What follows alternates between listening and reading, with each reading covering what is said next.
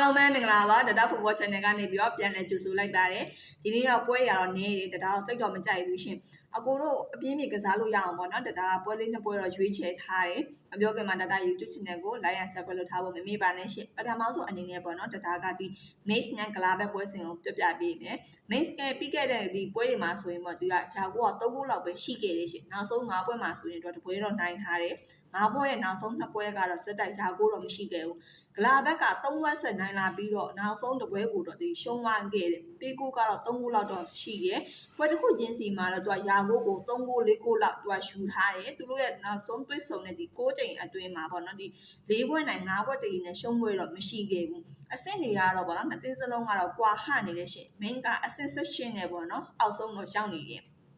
ကျေးကိုတော့ main ကဒီ0တက်တည်နဲ့ဂိုးပေါင်းက3လုံး50စာတော့ပေးထားတယ်ရှင်ကြေးအောင်မှသာပေါ့နော်ဒီအဆင့်တွေကတက်မှာဖြစ်တယ်နှစ်သင်းစလုံးရဲ့ရလက်နဲ့ကြည့်ပြီးပြောရမယ်ဆိုတော့ဂိုးပေါ်တော့ရနိုင်တယ်ရှင်တဒါလည်းဂိုးပေါ်တော့ကြိုက်တယ်အကိုလုံးနဲ့အကြိုက်တူမယ်လို့ထင်တယ်ဒီဘက်ကဂိုးပေါ်ပါရှင်နောက်ထပ်ပေါ့နော်တဒါကဒီလိုင်းလီနဲ့မာဆေးပွဲဆောင်တော့သုံးသက်ပေးဖို့တော့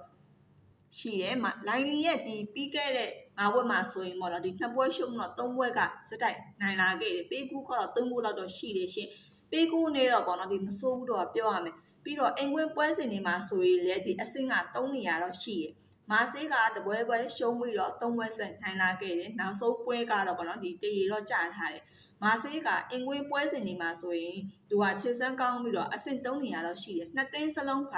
အင်ကွင်းအဝေးကွင်းပဲပေါ့နော်ဒီကွာဝါတာပဲရှိတာအဆင့်ကတော့အတူတူပဲပြီးတော့လိုင်းလီကမာဆေးနဲ့တွေ့ဆုံတဲ့ဒီ6ချိန်မှာတော့တစ်ခါမှတော့ရှုံးပွဲတော့မရှိခဲ့ဘူးဒီမနက်ပိုင်းကြေးကတော့0တက်တည်နဲ့ဂိုးပေါင်းက3လုံး50စာတော့ပေးထားတယ်အိမ်ကွင်းအဝေးကွင်းအတာနေကြတဲ့အတွက်ပေါ့နော်ဒီပွဲကတော့ပွဲကောင်းမယ်လို့တော့တဒါကတော့ထင်မိတယ်ရှင်တဒါကဒီပွဲကိုပေါ့နော်ဒီဘက်ကန်ထားတဲ့မာဆေးဘော်ဒီလို့တော့တဒါသုံးတက်ပါတယ်ဒီနေ့ကတော့ဒါပါပဲရှင်မနက်ဖြန်ကြမှာပြန်တွေ့ကြမယ်ရှင်